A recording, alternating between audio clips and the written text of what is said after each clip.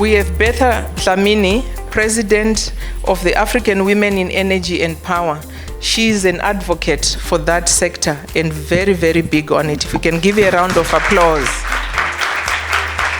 So Betha, thank you so much for being on the panel, and we look forward to some very interesting perspectives that will emerge from you.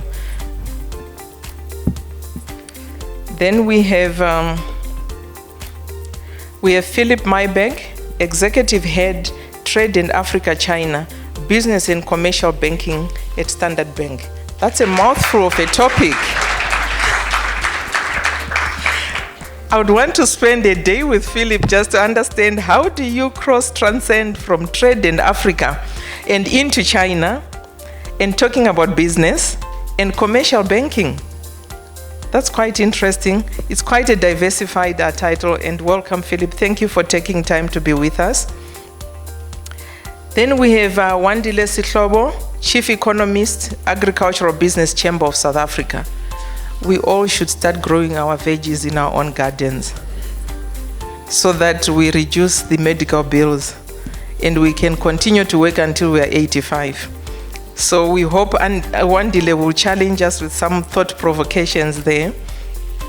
Then we have our Professor Charles Ajasi, the Acting Director, who is now officially in office today, the 1st of November, at the Business School in Cape Town. So Professor Ajasi, welcome and thank you. He's done quite a lot of work across the continent with a number of the big DFAs, like a development bank, like IDC. He's a big researcher and quite a lot that comes out of from him. So if you can look on the emails that you got, there's quite a detailed profiles that outline who the panelists are. So enjoy the evening and thank you to the panel. My name is Tinashe Kapuya. I was invited, as I said, to chair the panel and to moderate it. I should just introduce myself a little bit more because I'm sure that most of you guys are seeing me for the first time. I am an agricultural economist by qualification, and I'm a trade economist by experience. I've worked for a number of organizations in South Africa, including private sector, and I've also worked in the region. I've worked in Zambia, in Kenya, as well as in Zimbabwe. So I have quite a rich background in terms of my footprint. I was just in Nairobi last week, where I was completing an assignment there. I'd been stationed in Nairobi for 3 years. And doing some work in agricultural development and working for an international NGO. So that's just a brief about me. And you've been introduced to the panelists, and I want to thank Madam Speaker for doing a fantastic job introducing our distinguished panel. We have quite a balanced panel. So we have representations from private sector, from research and academia, and also from the NGO sector here. So without further ado, because I think we're going to be pressed for time, we want to also make sure that we give all of you a chance to ask questions. So I'm going to ask that you, as our panelists are giving their sentiments, you jot down your questions so that when we are done with the presentations here, you can get a chance to ask some questions. Okay, having said that, a quick reflections. So BRICS is one of the main topics of discussion this year, as you have noted, that there's quite a lot of discussion about the BRICS Plus with the additional countries that have been added. And South Africa stands at the forefront of what people would call a momentous revolution in trade. We are juxtaposed between BRICS on the one hand and the Africa Continental Free Trade Agreement on the other. And we would want to understand the opportunities that both of those trading arrangements present for the country, but also for the continent as well. I'm going to start with Prof. Charles. And Prof. Charles, the announcement of the BRICS expansion, it was declared at the summit earlier this year, right? And in his address, President Cyril Ramaphosa noted that South Africa has always championed the interests of Africa within BRICS. And I want to quote his statement here that he mentioned at one of the address before the summit. He said, "There are great opportunities for the bloc to participate in the Africa Continental Free Trade area by relocating and locating production and services in various countries in the African continent, including South Africa, and by partnering with local companies and entrepreneurs." Now, let's go back to the basics and unpack this statement a little bit more. What does the BRICS expansion mean for South Africa? And what does the AfCFTA mean for Africa when it comes to the BRICS member states? Thank you very much, Dr. Tinashe, and a warm welcome to all of you. And thank you for participating in this event. Well, to your question, so we've got a very interesting time. We're in interesting times of our lives right now as South Africans and also as in the continent of Africa. Let's talk about BRICS, like you said. So BRICS is a group of countries which believe in the South, what we call the South-South cooperation, or a group of developing countries that want to partner with each other. They have a common goal, and they share that vision and want to together drive that vision, which includes economic prosperity, and in particular trade. Now, South Africa comes in as the epicenter, if you like, for Africa in BRICS. Now, that's very important. It's important because BRICS on its own is a sort of a big, global partner. We're talking about 30% of global GDP. We're talking about almost 40% of the world population. We're talking about trade or exports, which could, with expansion, go up to about 25% of global trade. So that's a massive, partner to be with. And it's wonderful that South Africa is playing a key role there. So first of all, we have access to, great markets. We can tap into that market. We also have access, to technology from that market. We have access to capital. And here we have access to, the capital I'm talking about will be capital that is interested in investing in South Africa and also in Africa. But capital that's interested in investing for inclusive development and economic transformation. So that's a good, kind of partner to have. If we move this forward to AfCFTA, like you said before, as the president said, we hardly trade amongst ourselves. Our intra-Africa trade stands at about 16% or so. That's quite low if you compare to other regional blocs. If we trade more amongst ourselves, we increase our potential, for economic prosperity. We also increase the value, that we have from our respective economies.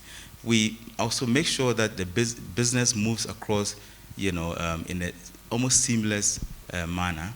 And we also were able to harness the capital, the amount of capital that we have, or the potential capital that we have that we haven't been able to harness. Now, one will ask a question, so what about BRICS? What does BRICS got, to do with this? Well, if we are together in this way and we manage to move in this unified manner in terms of our trade, that creates a market which BRICS is very comfortable with. Mind you, the expansion of BRICS means that Egypt, Ethiopia is also coming on board, which is increasing Africa's representation. So you can see this is a mutually beneficial pact, which is going to help us, a lot. And this is the reason why the role of South Africa is crucial, in here. South Africa is crucial for BRICS, but also crucial for the AfCFTA. Right? So this is the reason why we ought to be very excited about BRICS and AfCFTA, because the potential is massive in terms of, like I said before, economic growth, trade, capital, and also technological advancement. Just to also maybe paint a picture for that, you had noted that we only trade roughly 16% of the commodities produced in Africa are actually traded in Africa. But if you look at the gold standard, which is the European Union, they trade 75% of their the commodities and the products that they produce amongst themselves. So that is where we need to go as a continent, to have 3/4 of what we produce here being traded here. Allows for beneficiation and also job creation and employment creation. Thanks for that, Prof. I'm going to move on to Bertha quickly. Bertha, there are 3 areas that went under discussion when BRICS members met. And these were energy, trade, and the expansion of horizons. From your perspective, what are the prospects of BRICS members to engage with the energy sector on the continent? And how are these mutually beneficial to both parties? Thank you. It's a very necessary question, and to answer that first, we need to paint the scale of opportunity in Africa's energy ecosystem. And I'm going to quote numbers, because you can only measure opportunity by numbers. Some of the numbers you may be familiar with, but when you start looking at it from a system perspective, you will realize that the question is easy to answer at a tertiary level, but very complex at a primary level in terms of tangible ways to achieve mutual benefit for all parties. Number one, it's a fact that African countries stand no chance of lifting their people out of poverty and achieving a decent standard of living without affordable, reliable, and sustainable electricity. We currently stand with 600 million people with no access to clean, affordable energy across all 55 countries. 900 million people have no access to clean cooking energy that introduces or brings to the fore the concept of time poverty for women who are responsible for home care. According to the president of the African Development Bank, in order to achieve the United Nations Sustainable Development Goal number 7 by 2030, 90 million people must be connected to some form of grid or electricity on the continent. 90 million people. And 130 million people must be shifted from dirty cooking fuels each year. Those are huge numbers, right? Population growth across the continent is soaring, yet there's lack of investment in electricity grids and utilities. The lack of investment in electricity grids and utilities delay the energy transition that is necessary to achieve universal access to electricity. Let's talk about the demand for energy. Africa is home to the world's youngest and fastest growing population, with its population expected to nearly double to 2.5 billion people by 2050. If today, as we are, 600 million people don't have access to clean, reliable energy, what will happen in 2050 if there is no direct investment in electricity infrastructure? Africa will add 796 million people to the global workforce by 2050, all of whom can be productive if there's affordable, clean, reliable energy. By 2030, the McKinsey study says the services sector on its current trajectory will create at least 85 million net new jobs across the continent. 85 million jobs will only be possible if there's clean, accessible energy. Now let's look at the opportunities that are emerging in the electricity market on the continent.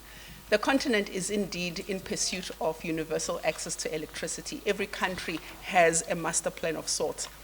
Different power pools across the continent have developed master plans that direct electricity infrastructure development and investment. The African Union launched the African Single Electricity Market, which is earmarked to become the world's largest continent-wide energy trading program. That program will not be successful without direct investment on the development of this connected network. It will connect or interconnect all 55 members of the African Union through an efficient, affordable, and sustainable electricity market. The implementation of this master plan is supported by other master plans, all of which require direct investment, right? So, excuse me. When you look at that scale and you go back to the question, is there an opportunity for a mutually beneficial partners that is introduced by the BRICS bloc or even the BRICS Plus? Of course there is, right? Let's look at the discussions that came out of the BRICS Forum, and I will just extract what Mr. Sim Chabalala, who is the Group CEO of Standard Bank, his colleague is sitting right next to me, so he will check my facts. But let's look at what he summarized, which are insights that came from the business community in the BRICS Business Council. He says, of course, investors from the BRICS and the world over want to buy into Africa, given the continent's uniquely favorable demographics. You will recall when I mapped the scale of opportunity, I spoke of the youth demographic of Africa and its potential to drive industrialization and economic growth. Immense natural resources and the potential for low-cost industrialization and increasing market integration under the African Continental Free Trade Area. For these reasons, even the IMF forecast that on current trends, it is likely that sub-Saharan Africa will be the fastest growing region in the world by 2030. Standard Bank analysts foresee that intra-Africa trade will double the forecast of the African Free Trade, Africa Free Continental Trade Agreement area, that there will be $3.4 trillion investment opportunity in African infrastructure emerging from this rapid growth. So the bottom line is investors from the BRICS countries and from the world want to buy into Africa because of this promising growth. And given the right investment and the right policy environment on the continent, Africa will become the breadbasket of the world. So this is just confirming what analysts have predicted and what they have analyzed in terms of investor appetite. Juxtapose that with the immense opportunity that I have painted in the energy space. The president has said that Africa and the BRICS community have agreed that they want investors that will support the industrialization of the continent, the processing of raw material into value-added goods at source. That is the mutual benefit that the BRICS community is chasing and that the Africa Free Trade Continental Agreement will realize for the continent. So it is not a straightforward question to answer. There are many factors, economic factors that are interrelated. The scale of opportunity is vast. The requirement for investment is vast. The necessity for African countries to deliver an environment that is conducive for investment is immediate and urgent for us to realize the mutual benefit. You did well there, Bertha, to just give people a sense of the opportunities that lie in the continent. Philip, in your position at Standard Bank, there has been a significant focus on helping African countries to improve their ability to import and export. What are the 2 or 3 factors that you think we need to consider and prioritize, and what we think we need to be wary of when we look at the ambitions of the Africa Continental Free Trade Agreement and our engagement with BRICS? Thanks for that question, Tinashe. Before I start, perhaps just to, our host, Christine, when welcoming us, left out the most important part of my introduction, is that I'm also alumni of Stellenbosch.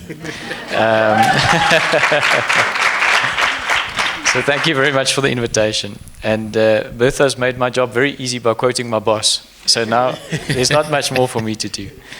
I think just in coming back to the question, one thing has to be stated is that we as Standard Bank, largest bank in Africa, take the vision and the ambitions of the AFCFTA very, very seriously. It's not just because of the opportunity that was so clearly and well articulated by my learned colleagues over here, but also we see it as our responsibility, considering how big we are, the resources that we have, and the footprint that we have. We eat, sleep, and breathe trying to use trade to support the growth of Africa. And we do this in multiple ways. We do the things that typical banks do with finance and all of those things that everyone knows that banks do. But what we also do is we're trying to address some of the other barriers that currently exist. And as we know, the AFCFTA has articulated that some of the things hampering trade on the continent are either tariff barriers or non-tariff barriers. And in the private sector, we typically focus on the non-tariff barriers, and we leave the tariff barriers to the politicians to sort out. On the non-tariff barrier side, one of the biggest challenges we have is access to information. We all know how difficult it is to get really good data on the continent. So one of the things we've done, I don't know how many, I know we've got a very curious and inquisitive crowd here. I'm not sure how many of you have seen the most recent Africa Trade Barometer that we brought out a few weeks ago that gives insight from 10 African markets, interviewing 2,500 businesses on the ground, asking them about challenges and how easy it is and how government is supporting them to trade on the continent. Because for us to sit here and try and make decisions and guide on policies based on IMF high-level data or World Trade Organization high-level data is just not appropriate. So we've have made taken a stab at that. And so the insights that I share with you, is some of that comes from that barometer. It's real data. It's from small businesses on the ground across the continent. So I encourage you to go look it up. Coming back to the non-tariff barriers, the biggest one arguably is infrastructure. We all know it. We got to sort infrastructure out to be able to move goods more freely across the continent. Are we making progress? And this is often the thing. We're very negative about infrastructure on the continent. But there's some really good progress being made. I have to also make that point. If you look at port infrastructure on the continent, in the last 15 years, there's been 13 times more investment in port infrastructure than the previous 15 years. If you look at railway infrastructure, you take the big railway project in Kenya, you take massive railway projects across the continent, they're happening. Road infrastructure projects in Zambia and Mozambique, they're happening. The problem that we have is that the level of urbanization, the level of population growth is just happening so much faster. So the level of growth in infrastructure is just not happening fast enough, unfortunately, to meet some of those challenges. Tanashi, I think, was the one who compared the ambitions of the AFCFTA to the EU in saying, you know, we've got to go from 16% intra-Africa trade to 75% like the EU. What I have to also guide on, which we often forget, the EU took over 40 years to get into position. 40 years. Less countries, more infrastructure to start off as a base, less diversity from a cultural perspective, etc., etc. So we also got to have some patience with AFCFTA. Are we moving fast enough? Of course not. We can do better. But I also think we've got to have that context around the complexity that we're dealing with around AFCFTA. And then perhaps just lastly is that in bringing it back to BRICS and making Africa more of a attractive investment destination, whether you're talking in the context of BRICS or even AGOA that starts tomorrow, is that capacity is a real challenge for us if we want to become an investment destination and a continent of exporting businesses. If you go to China, I happen to be in China next week, and I know the first thing that we're going to struggle with again is we've got interest from China to buy African goods. The problem that we have is we don't have enough businesses that can meet the demands from China. The capacity is simply not there on the continent. And by having the AFCFTA help us solve with these tariff and non-tariff barriers, it makes the movement of goods and value chains easier. So practically what it means is, if you want to, I don't know, manufacture a motor vehicle on the continent, you typically want a scenario where perhaps one country does the tires, one country does the leather seats, one country does something else. That creates a much easier opportunity to create that necessary capacity to manufacture these things, as opposed to currently each individual country having to do it by themselves, because it's so hard for things to move across the continent. I'll pause there. Thanks. Thanks, Philip. That was, if I caught you well. So the first issue is data. You said data. And the second issue is non-tariff barriers, which is infrastructure mainly. And then the third one is productive capacity to meet some of the market requirements, such as China. Okay, got you there. I'm going to come back to Prof. Charles.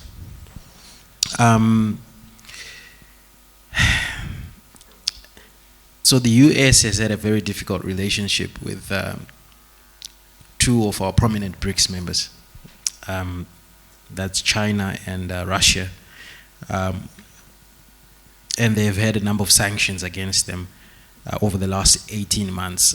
What would you say these sanctions, would you say that the sanctions actually fast-tracked the engagement and the need and the urgency for BRICS to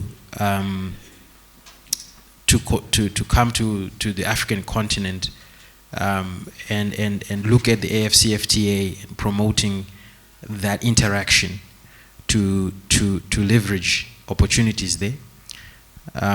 What are your thoughts around that particular point? Thank you very much for the difficult question. I'll try my best to also give a perspective on this. So, indeed, we are in a quite, a tight corner, if I can put it that way, with our engagement with BRICS, particularly because of what you've said, which is, sanctions against Russia and China. Maybe now with expansion, we know there's another country which, there could be issues around sanctions. But having said that, so if I go first to your question, is this what has, created a fast pace or fast forward move from BRICS to get closer to the AFCFTA? I'll look at this in two ways. First of all, BRICS had already been in motion towards coming closer and closer to Africa. So it is not surprising that South Africa was playing a crucial role in BRICS. Right? That's one. So on that front, one would say that from a BRICS perspective, these sanctions may not, sort of fast forward, the actions towards getting closer to Africa and to the AFCFTA. One could put it in that perspective. However, it is important to also notice that for us in Africa, once we are seeing, these signs of sanctions, it creates. We also have to rethink our geopolitical position, which we already know. We have a strong geopolitical position in terms of neutrality, non-alignment, and we have a cause that we fight for, a just world. The BRICS also have the same kind of principle, the BRICS nations.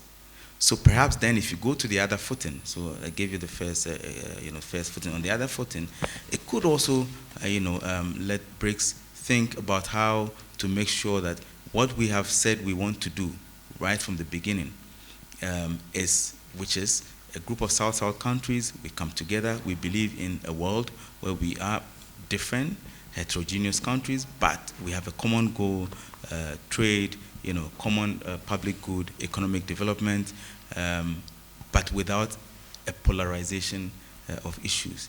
So that could have also propelled, the BRICS to move a little bit closer to what Africa has said we want to start off with in terms of our strategy, which is reduce the tariff barriers, reduce the non-tariff barriers, make sure we trade amongst ourselves, and then we partner with you to grow Africa and grow the pact between BRICS and Africa. So my answer would be, on the one hand, this was already in motion. This is a vehicle which the ship had already sailed, right?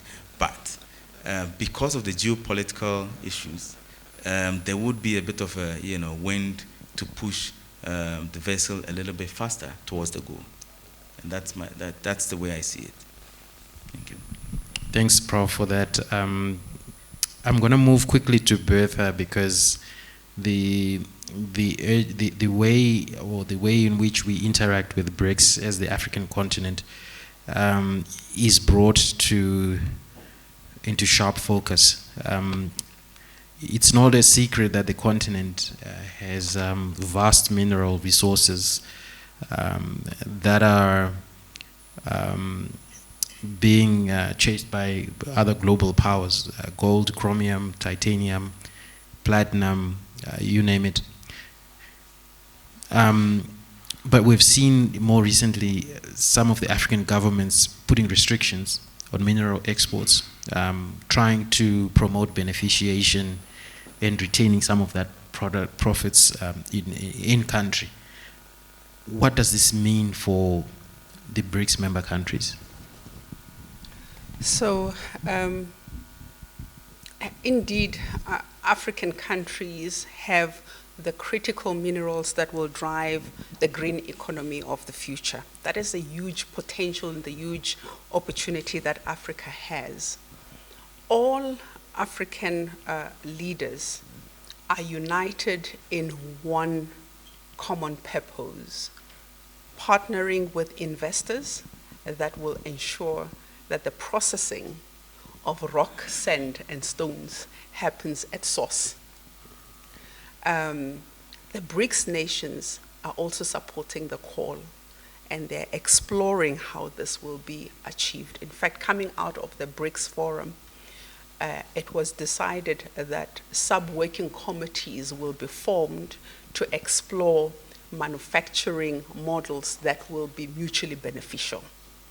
Right. So, to quote what the president said, is the continent has resources of lithium, vanadium, cobalt, platinum, palladium, nickel, copper, rare earth minerals, rhodium, and many other minerals that are bound and are driving economic activity across the world.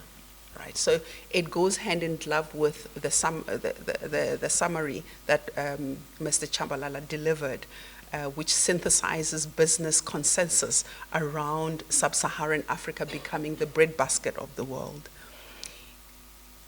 The most important thing coming out of the deliberations from BRICS is the consensus that value-added products must be produced at source.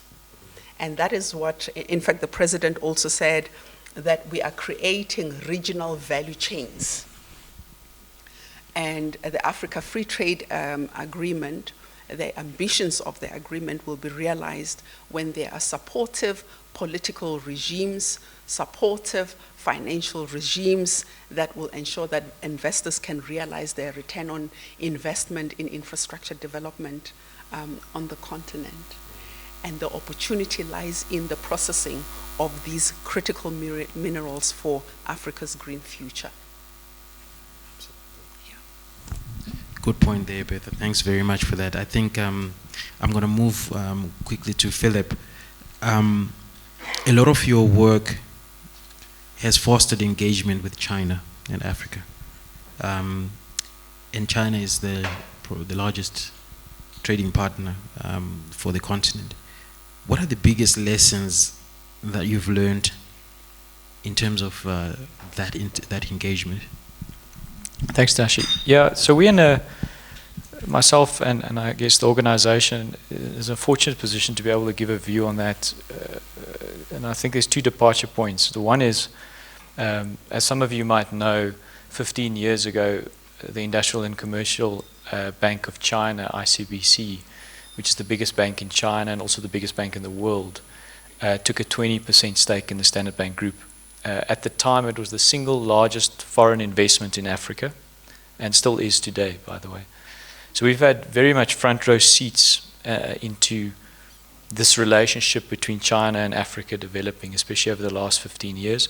And personally myself, I've had the privilege of living in Beijing working for the Standard Bank Group, building this Africa-China business, which Christine was so interested in earlier.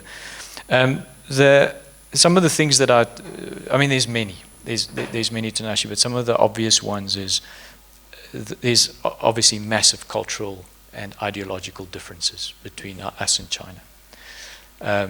There's ones that the political scientists talk about and the politicians talk about, but the ones that I think are often overlooked are the non-political ones. The Chinese have a very different view on risk appetite. When you talk to Chinese businesses in China about what's the next country that you want to expand into, don't be surprised if one of the top names on the list is Zimbabwe, as an example. Now, if you're sitting in the States or in EU and you're asking me which next country in Africa you're going to invest in, you're not going to get Zimbabwe on that list, as an example. So their view of risk appetite is very, very different. And that ties into the second one, which is their idea of a long-term vision is very different to ours and very different to what we've previously experienced from the West. They don't have 5-year plans. They've got 25 and 50 and 100-year plans. So when they're making an investment now or a decision now, they're thinking extremely long-term. And that's why you often sometimes see that they make big investments in environments that are politically stable as opposed to necessarily democratic. Because there's an element of predictability in the environment.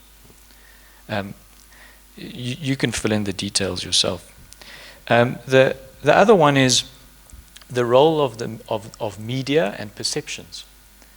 Us as Africans, the younger generation less so, but certainly my generation and older generations across Africa, we grew up with Western media.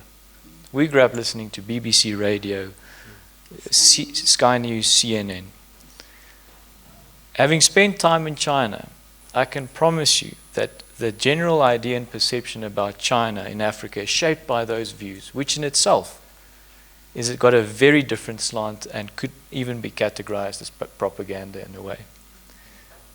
But it's at such an advanced state that and so mature that we don't often realize it even when it's staring us in the face. So we don't often have the right idea around the facts around China. One of the best examples is the idea of the debt trap. Now, some of the leading universities in the world, in America, in Europe, in Africa, some of the leading academics in this space have proven multiple times over the myth of the debt trap when it comes to China. And yet, wherever I go, I still get the question.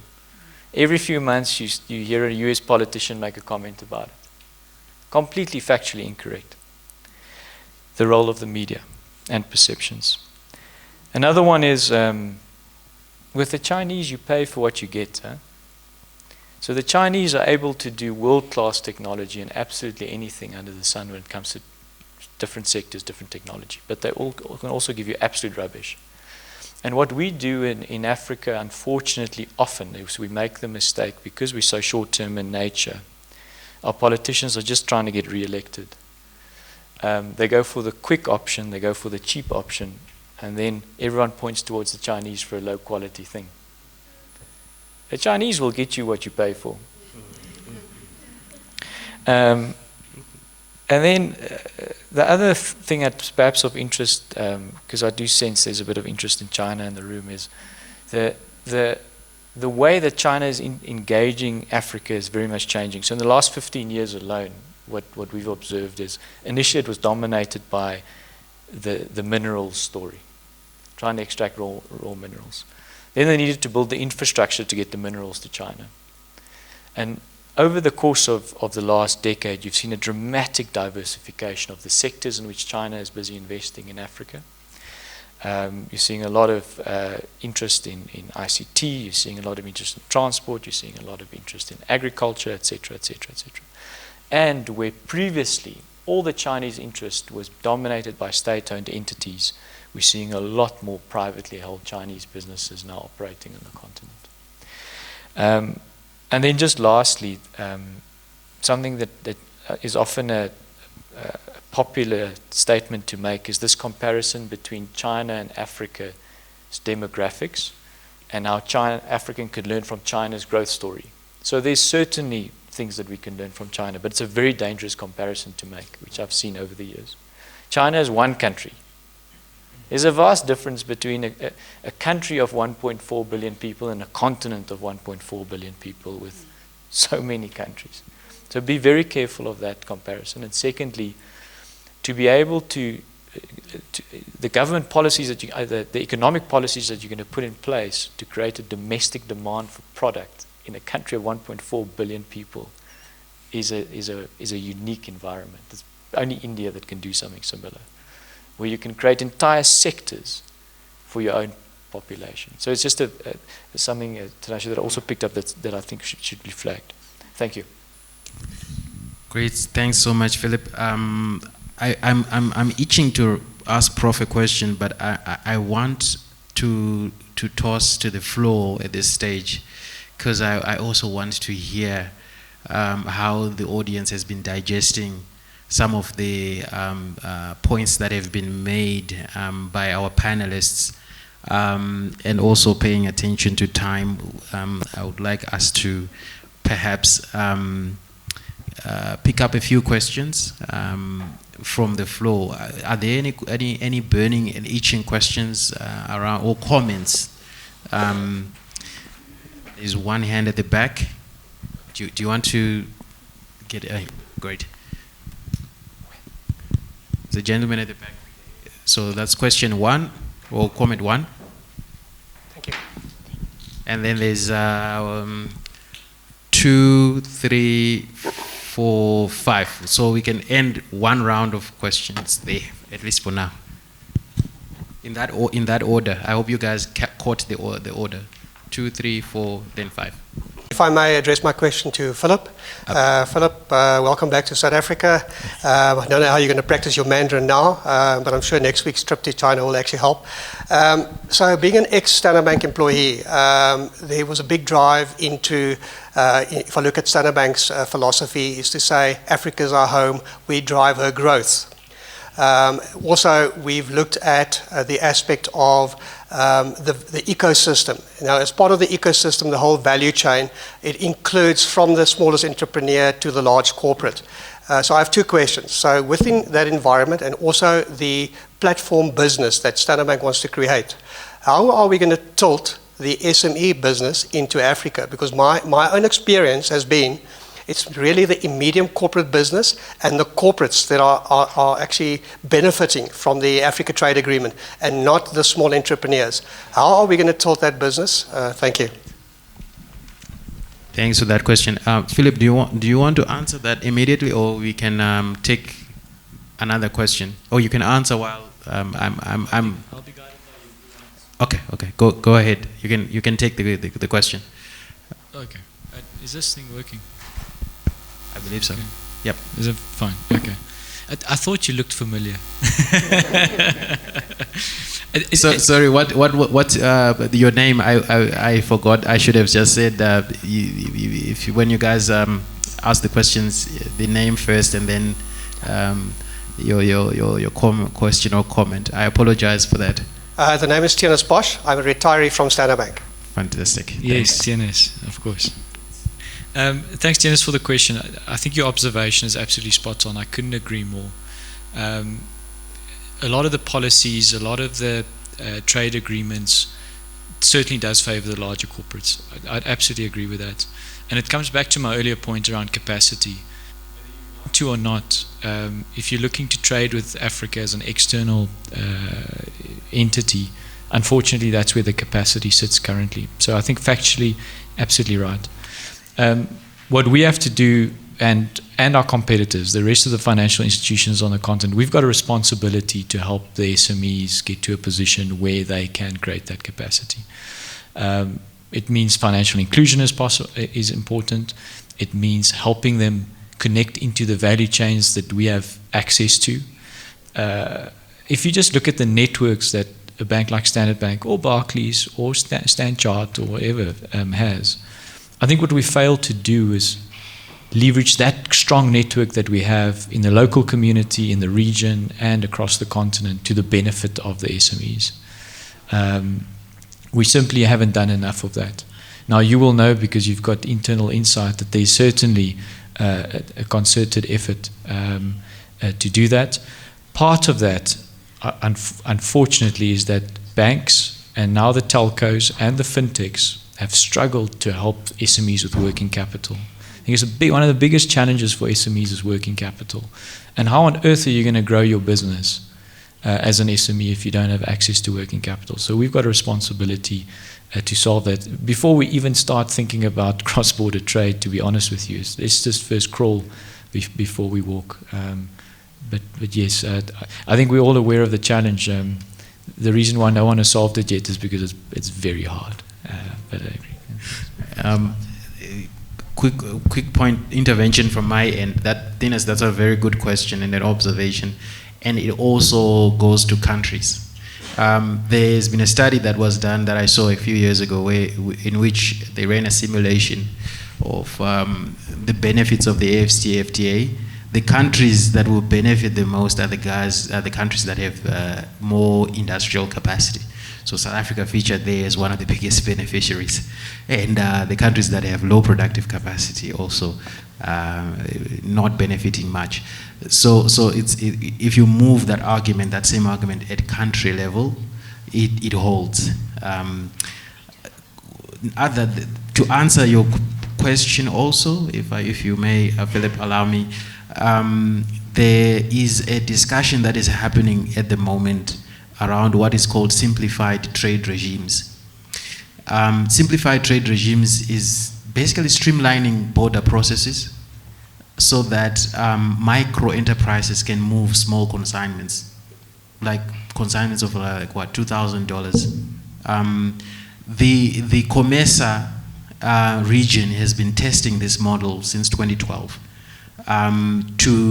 So countries basically negotiate the product lists at different borders. It's quite complex because you can have 5 borders with 2-3 different countries, and different borders have different product lists depending on the most traded commodity across each entry point. But then the question then is sometimes those lists are not updated because some of the products are seasonally traded, and so forth and so on. But the rollout of that model to the rest of the continent is something that is, I think, still under discussion as well. So if you look at micro enterprises, they're trying to get them involved in the benefits of the AfCFTA through those simplified trade regimes. I hope that answers your question. To add to the question, the BRICS Forum also undertook to explore how SMMEs can be supported. And they're exploring the role of DFIs to provide concessional and patient capital for promising SMMEs.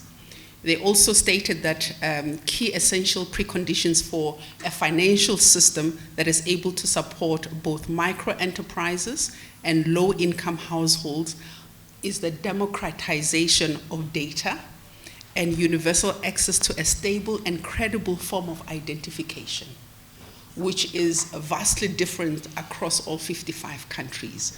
And that's one of the areas that they will consider to enable a financing regime that considers domestic markets. They also have said that in India, India has led the developing world in access to data, so they've got systems that they have tested in their vast population that enable identification. So it's Brazil. So within the BRICS community itself, they are going to share, cross-pollinate that knowledge or expertise to enable access to finance. They also are considering Kenya's rapid and sustainable growth that was boosted by access to finance through mobile phones. So they are different. Indeed, the BRICS community or the BRICS Business Forum is considering different expertise coming from its community to see how they can unlock access to finance, as Philip has said, to unburden SMMEs in that regard. Okay, we can have a question. Sure. Thank you. My name is Ntiga Shembe. My question is twofold. Firstly, I wanted to know if there are any investors in the house. Please raise your hand. And secondly, I wanted to find out more about the AU joining the G20 amongst the whole thing going on with the BRICS expansion and what that means geopolitically. And then secondly, with regard, a follow-up on that question is the US position on the Palestine and Israeli issue an own goal in this multipolar world that we live in? That's it. Thanks.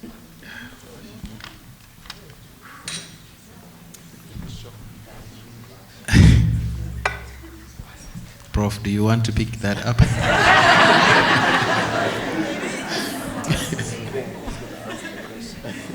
Looks like you want to pass all the difficult questions.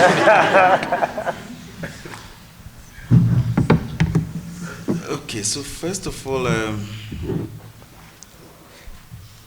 we joining the G20. That's an interesting observation. Joining the G20 and also being very active, an active member of BRICS, or being very supportive of being part of the BRICS. I'll go back to what I said in terms of our position as, if you like, an African position or the AU position on geopolitics.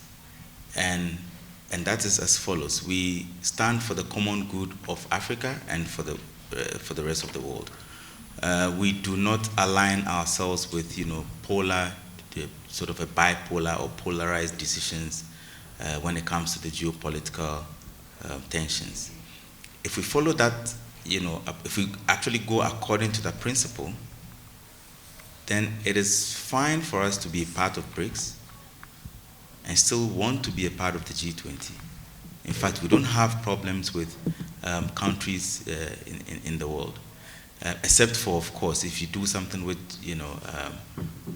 hurts our cause as an African continent or cause as the world. So in that respect, it is very difficult to try and split, our membership of G20 and the BRICS, because then we will probably start moving in a polarized, we'll change our principles in terms of our, foreign affairs, policy. So I think the fact that we're keeping to what we believe in it's good. We're showing that, we are steadfast in our belief, in the way the world geopolitical structure should be. And hence we would condemn what is not right, and we applaud what is right. And I think once we do that, we will be respected even more as a continent. Of course, there are going to be a lot more of these coming up, and we just have to stand steadfast if that is our principle. And I think that is the way that we need to address this. Happily, I would say that the AU and the rest of the continent and South Africa holds the same view, and we keep going at that. Of course, we will hear one or two people who would want to sway to one side or the other side, but we keep our principle. We are non-aligned, we want a common good for the world, and this is how we are going to approach things. So we can be a member of BRICS or the G20, no problem with that. Philip, do you have any comment on the G20? Perhaps a more of a private sector view. All the smart people talk about geopolitics. The private sector view, I think, is a more pragmatic one. The private sector is a big supporter of neutrality when it comes to these things. Neutrality brings predictability, which investors require. Neutrality brings competition. And anyone in the private sector will know that competition is a very good thing, because then you can start playing off these parties against each other. So instead of seeing it as a challenge, we should see this as a fantastic opportunity to play that role as a strong neutral partner and influence it in a way that could benefit us ultimately. A very good practical example of that is Vietnam. If you go back and you see how Vietnam has approached both China as well as Japan and the US over the last few years, you'll see they've done it very, very smartly. And I think there's certainly some lessons we can learn from there. Thanks. Just to add to a dimension to answering the question, Philip mentioned that the EU took 40 years to get to their state. The AU has not been part of the G20 until recently. If we are going to co-create the new world with conditions that are favorable for Africa's development, we need to be at the table where the policies are debated and created. And so it is very prudent for our leaders to participate in multilateral systems that define and determine the direction of our growth, and not only define and determine, with us as co-architects of that trajectory. Great, that's very strong points. Strong points coming from our panelists. I wanted to make a point around the G20, but I think the panelists have done a fantastic job in making some serious and compelling arguments. There is question number 3. Question also to Philip, basically, just about, obviously with non-tariff barriers, basically, infrastructure being one of them. China obviously doing a lot of investment into our continent, and you know, there's various ways of looking at it in terms of who benefits from that investment, basically. A lot of the transport infrastructure development, and then even the mining side of things, obviously they stand to benefit, you know, by getting those minerals easier to them, and I guess the country then has a benefit itself as well. But even with regards to things like, you know, debt that's given by China, for example, and countries having to then pay it back, failing to do so, there's infrastructure that we have that's also then claimed by the Chinese almost. You saw with, like, if I'm not mistaken, it's a Zambian airport where basically they took over control of that. And even in Mozambique, the port that's there, there's a level of control that China has over it because of obviously the fact that they've actually helped build it, even the bridge that they've recently done as well. So there's a lot of investment that's going in there, but you know, who's it to the benefit of? And effectively, is there not necessarily like an austerity measure that they're kind of providing with that loan or that concession that they're giving? Because, you know, it's basically like a neo-colonialist agenda in some ways. If every time you're going to help, there's something that you've got to take back. If, for example, the country is not developing and actually benefiting from it altogether themselves, because sometimes we just can't meet the demands of what they're saying at the end of the day. So is that not also like a bit of a neo-colonialist situation?